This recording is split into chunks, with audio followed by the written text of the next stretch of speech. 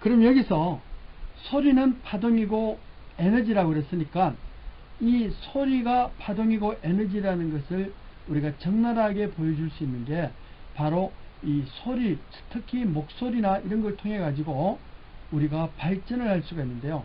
그렇게 발전이 된다 그러면 텔레비전도 켤 수가 있지 않겠어요? 그래서 소리로 텔레비전을 켜는 화면을 잠깐 보시도록 하겠습니다. 얼마나 됐어요? 10분. 그 다음에 이제 동영상 나중에 네. 자 이제 봤다 그러고 그 다음 넘겨도 되죠? 동영상 여기 있는 거니까. 네.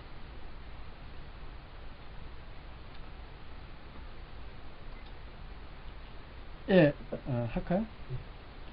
방금 우리가 동영상을 통해서 소리가 발전을 해서 텔레비전도 켜고 다양한 것을 할 수 있다는 것을 방금 느꼈습니다. 그러면 이런 소리가 매개체로 해가지고 여러 부분의 사물에 힘을 주고 또 정해진 특정한 어떤 규모의 뭐 소리를 키우기도 하고 줄이기도 할 수 있는 이런 것들을 우리가 이제 동영상에서 잠시 보기도 했는데요. 그러면 여기에서는 소리가 도대체 어느 부분에 활용이 될 수 있는지 그것을 한번 알아보도록 하죠.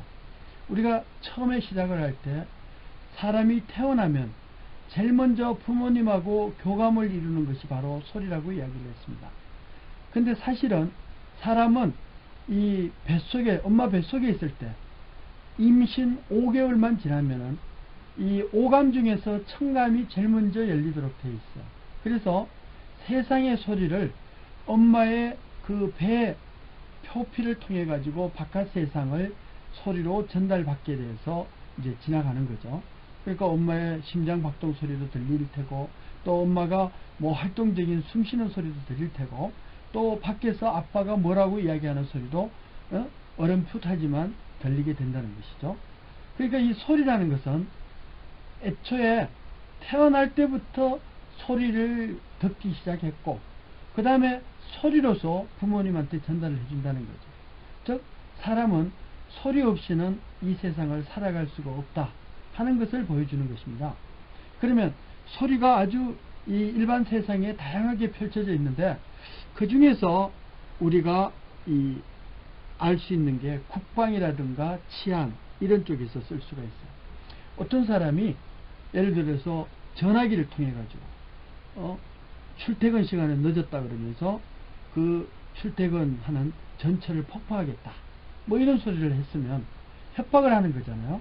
이렇게 전화기에 기록이 되어 있으면은 그 사람은 반드시 찾아지게 되어 있습니다. 실제로 한 10년 전에 저렇게 부천에서 종로이가까지 출퇴근하는 그런 그 셀러리맨이 그렇게 협박을 했다가 나중에 경찰에 의해서 발각이 된 적이 있어요. 왜냐하면 부천에서 종로이가까지 이렇게 출퇴근하는 사람을 한 남자의 목소리를 들어보니까 한 40대다. 그래가지고 한 100명을 쏟아가지고 일일이 전화를 해보니까 그 사람 목소리가 찾아졌어요. 그래서 예를 들어서 전화기를 마음 놓고 이렇게 이상한 소리를 하면 안 돼요. 또 요즘은 스마트폰에 다 녹취가 되잖아요. 상대방이 마음만 먹으면 녹음기가 병행이 돼 있으니까 버튼만 누르면 녹음이 다 된다는 거죠. 이렇게 되면은 본인한테 이제 욕을 했다든가 뭐 안 좋은 소리 같은 거 하는 경우에는 그게 중요한 증거 자료로 될 수가 있고 괜히 범법자로서 취급을 받을 수가 있다는 거죠. 그래서 참고로 다산 콜센터라 그래가지고 이런 쪽에서도 막 그렇게 눈에 안 보인다고 그래가지고 목소리로 험한 욕설을 하는데 그런 것들이 다 기록이 돼가지고 그 사람들이 여러가지 어려운 지경에 당하게 된다 하는 그런 사례도 빈번히 이제 발표되고 있어요. 그래서 여기 보시면 치안 문제 이런 것은 목소리가 옛날에는 이렇게 보이지도 않고 또 기록에 남지도 않아 가지고 했지만 에디슨 이후부터는 눈에 보이지 않고 잡히지 않는 것을 결국은 기록으로 남기기 위해서 축음기를 만들었다고 하는 그런 에디슨의 말에서처럼 이제 소리가 전부 눈으로 보일 수가 있어요. 이런 것을 우리는 성문이라고 그래가지고 소리 성자에 지문 문자를 써서 즉 소리의 지문 이게 다 남기 때문에 그런 것을 이용해서 중요한 증거 자료로 활용할 수가 있다는 거죠. 또 국방에서는 우리가 지금 북한이 북한 핵실험을 했다, 또 미사일을 쏴놓고 자꾸 위성을 쐈다고 그러는데, 그게 위성이 맞는지 또는 핵실험의 규모가 얼마가 되는지, 이것은 현장에 있지 않아도 이 땅속에 묻어놓은 마이크로폰, 이것을 우리는 그걸 지진계라고 그러는데요, 이런 지진계를 통해 가지고 그 북한이 어느 정도의 규모로 위성을 쐈는지 미사일을 쐈는지 이런 것을 분석을 해낼 수가 있다는 거죠. 즉 소리를 통하면 된다는 거예요. 또 이런 국방은 해양에서도 많이 쓰이는데, 그 잠수함을 찾아내거나 또는 어장 있잖아요, 어군 탐지기라고 그래가지고 이 고기가 얼마나 그쪽에 몰려 있는지 없는지 이것을 규명을 해놨는데, 어군 탐지기가 일반적인 뭐 한 1톤 규모 이하의 선박에서도 많이 활용이 되고 있다는 거예요. 뭐 그런 것들이 국방 이런 부분에도 쓰이고, 또 그런 국방에서는 잠수함 잡는 것도 쓰이지만은 뭐 여러 가지 그 예를 들어서 이 수중의 기뢰라든가 어뢰라든가 뭐 이런 것을 파악을 하는데 소나 뭐 도움을 이용해 가지고 소리를 가지고 그것을 파악을 해낸다. 그래서 이런 국방은 해군뿐만 아니라 육군, 공군에서도 이게 날아다니는 이런 그 비행기의 소리를 들어보면 이게 얼마로 속도가 일어나는지 또 어느 기종인지를 금방 알 수가 있게 된다는 거죠. 또 여기 이렇게 보면은 미안해, 지금 저기 가가지고 잠깐 저 촬영 중이라고 좀 그 꾸럭꾸럭 하는 소리 좀 죄송하지만 다음에 좀 해달라고 부탁 좀 드려봐요. 잠깐만 멈춰봐. 얼마나 됐어요? 16분.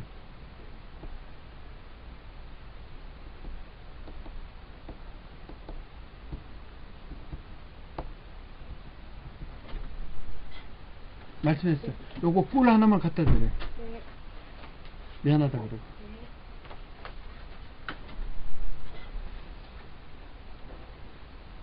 네. 얼굴 잘 보여? 네.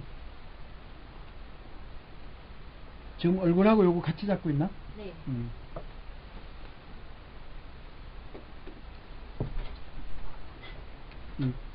쓰겠어. 할까요? 네.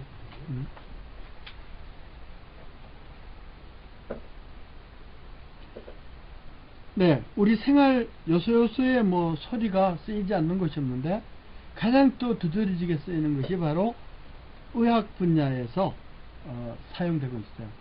우리는 병원을 이제 어렸을 때 가보면은 이렇게 귀에 걸고 청진기를 가지고 이 뱃속이라든가 이런 데서 나는 소리를 이렇게 진찰한다는 것을 알 수가 있었어요. 그건 이제 옛날에 원시적인 방법으로 해요. 또 이 배가 꼬르륵 꼬르고 체해 있으면은 배에다 이렇게 똑똑똑똑 놓고도 해보고 막 그래요. 이런 소리를 통해 가지고 배에 전달을 해줬을 때 그게 막혀 있는지 뚫려 있는지 이런 것을 파악을 해낼 수가 있게 된다는 거죠. 그러니까 이런 거고, 또 요즘 초음파 진단기 같은 경우에는 그냥 예를 들어 단면을 투시를 하는데 수술을 하지 않고도 투시를 할 수가 있어요. 그건 뭐냐면 돌아가면서 소리를 다 이렇게 쏴주면 그 반사 경로를 통해 가지고 그 내부를 예를 들어서 해체하지 않고도 파괴하지 않고도 그렇게 그 수술을 할 수가 있고, 또는 검진을 할 수가 있다. 이런 것을 비파괴 검사의 일종이라고 할 수가 있는데요. 파괴하지 않고도, 이게 수술하지 않고도 이 내부의 상황을 보니까 어디가 아픈지 어떻게 통증이 나는지 그런 것을 파악할 수가 있다는 거죠. 그리고 이게 소리를 매개체로 쓰면은 엑스레이라든가 이렇게 고주파의 뭐 어떤 전자파를 쓰는 것이 아니기 때문에 인체에 위험한 그런 그 매체가 아니라는 거죠. 소리는 그냥 떨림이고 에너지를 갖고 있기 때문에 그게 이제 의학 분야라고 이제 이야기를 할 수 있어요. 그리고 여러분들은 하루라도 스마트폰 없이 못 사는데 그 스마트폰에서 게임이라든가 이런 걸 할 때 만약 하나라도 소리가 안 나온다 그러면 무슨 흥미를 느끼겠느냐는 거죠. 그래서 영화를 볼 때나 연극을 볼 때나 게임을 할 때나 이게 소리가 웅장하고 또 박진감 있게 또 쾌활하게 들리지 않는다 그러면 그렇게 비싼 돈을 주고 영화관을 가서 볼 리가 없겠다는 거죠. 이런 것들이 결국은 우리 생활에 와 있다는 거예요.